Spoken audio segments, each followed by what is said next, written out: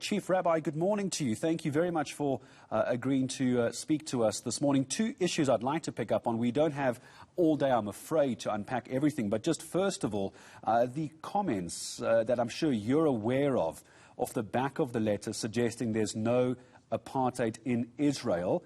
How do you feel about that, and do you stand by that statement? Absolutely. There is absolutely no apartheid in Israel. Within the borders of the state of Israel, there is complete equality of every citizen, Muslim, Christian, Jewish, Israeli, Arab. Everybody has the right to vote. Everybody appears represents in the Knesset, is in the judiciary. In fact, the judge that sentenced former Israeli President Katzab to prison was actually an Arab judge. And it is a state in which there is complete access to all of the state facilities by all of its citizens. There is complete equality within the borders of the state of Israel. To accuse Israel of being guilty of apartheid is to be completely detached from the reality, and frankly is an insult to the victims of the real apartheid, because if everything is apartheid, there is no such thing as apartheid. And I think it's a terrible injustice and a defamation of Israel to accuse it of apartheid. There, of course, in the territories of the West Bank and Gaza, there is an ongoing dispute since the 1967 war of how to resolve the status of those, and those can only be resolved through negotiations. Successive Israeli governments have offered for the establishment of a Palestinian state in these disputed territories, and each time those have been rejected. And I think that really at the heart of all of this is that the Palestinian people are suffering because of the result of the Hamas leadership of the Palestinian people. It is doing them no service at all. The human suffering on the ground is terrible, and it is because of the militant philosophy of Hamas. Its charter makes it very clear that it wishes the extermination of every Jew in Israel, the destruction of the Jewish state. There is not talking about the establishment of a Palestinian state within those territories. It is talking about destruction and the genocide of all Jews in Israel. So that makes it impossible to reach a peace settlement. And that is the crying shame and the tragedy, because religion should be about peace. Shalom, it should all be about peace. And that's why I was so disappointed in the Muslim Judicial Council, in the fact that I reached out to them. I phoned them personally and in fact made a public statement calling on them to join me in the message of peace and tolerance here in South Africa. Because the real tragedy of the Middle East would be if South Africans turn on each other. We cannot have that. We need, and they rejected those overtures and publicly. And I want to use this opportunity to call on them again. The only way forward is through peace. Religion has to be a force for peace in the world. And that is unfortunately the real tragedy of this, right across what is happening in Israel and the Middle East, and indeed across the African continent.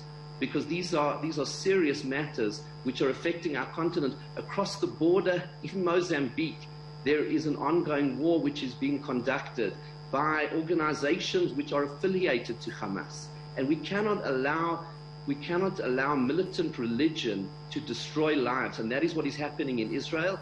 And as South Africans, the South African dream has always been unity and diversity.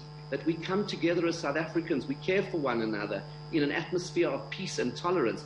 That is the only solution to our social strife here in South Africa, and that ultimately there is such an easy solution for peace in Israel and between the Israeli-Palestinian conflict. It's waiting, but as soon as but Hamas is a militant organization with a militant theology, and until we are able to liberate the Palestinian people from the military theological dictatorship of Hamas, there will be ongoing tragedies in that region. Chief Rabbi, let me come in quickly here, if you don't mind. I think what many people are getting upset about as well, depending on which side you sit on here as far as what is happening inside Israel and inside Palestine, what is upsetting, it seems to many South Africans, is the use of the word apartheid as well. And it seems many are suggesting that it's offensive to not draw a comparison between what happened here in this country and what's happening over in that part of the world. Briefly on that, what is your response to that criticism? My response is that it's offensive to use the word where it doesn't apply. When you apply the word in a context in which it has no application whatsoever, that is a desecration of the holy memory of those who suffered by the real apartheid. Because if you compare a free democratic country in which every single citizen has the right to vote, there is no segregation, there is an integrated society, you compare that to apartheid, then you have desecrated the memory of apartheid. I, as a South African, find it offensive to use the word apartheid in the context of the Israeli-Palestinian conflict. Just a final question to you then, Chief Rabbi. I'm sure you would have either seen or heard part of the interview I had with Reverend Frank Chikane. If you didn't, forgive me, let me just remind you and viewers what he said. And I quote, "The best way," he says, "I was shocked that he, as in you, I beg your pardon, Warren Goldstein, could make such a statement about Israel. The best way to do this is to visit Palestine and Israel together so we can show him. I'm sure when he goes to Israel, he doesn't go to the other areas." Will you go to Palestine and Israel with Reverend Frank Chikane, A? And B, what do you make of that comment from him? I want to say this. I'm happy to go with Reverend Chikane anywhere, and I'm happy to join him on such a trip. Reverend Chikane is an old friend. We've known each other for many years and engaged on many matters. But let me say this to Reverend Chikane. I'm happy to come with you. I have no fear of the facts. The facts are completely in support of what I set out to the President, that there is no apartheid in Israel. So I have no fear of the facts. I have no fear of the reality on the ground.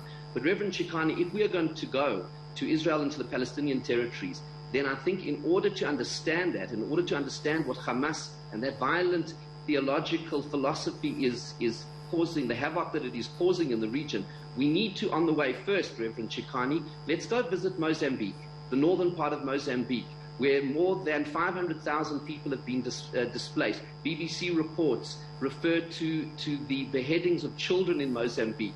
The more than 4,000 Christians who have been murdered in the last year, 90% of whom in Africa. So if we want to understand who Hamas is and we want to understand that conflict, Reverend Chikane, let's start on our doorstep. Let's go to Mozambique. Let's go to Nigeria. Let's go to Somalia. Let's go to Yemen. Let's go to Iran. Let's go to all of these countries and understand the violent theology which is causing havoc across our continent. And I think it is incumbent upon the South African Council of Churches to start to speak up on behalf of the persecution of Christians, of moderate Muslims, and of Jews throughout Africa and across the continent. We need to come together. Moderate Muslims, Jews, and Christians need to come together to fight this violent theology, to stand together, people of moderation and of peace. And that is going to be the only solution, people of goodwill. Religion cannot be a force for destruction and violence in this world. We need to come together in peace. Reverend Chikane, join me in that campaign to bring good people together, people of faith who do not believe in violence. And it is in that we will be able to realize the dream and the blessing of peace. Chief Rabbi Warren Goldstein, thank you indeed for your time responding to a number of issues. One is the open letter to the President saying there is no apartheid in Israel, and also the call by Reverend Frank Chikane, who I spoke to yesterday on this show, saying he would like to go to Israel and Palestine with the Chief Rabbi. We've just had the Chief Rabbi saying he will do that. But there is a much bigger discussion, he says, to have before they reach the borders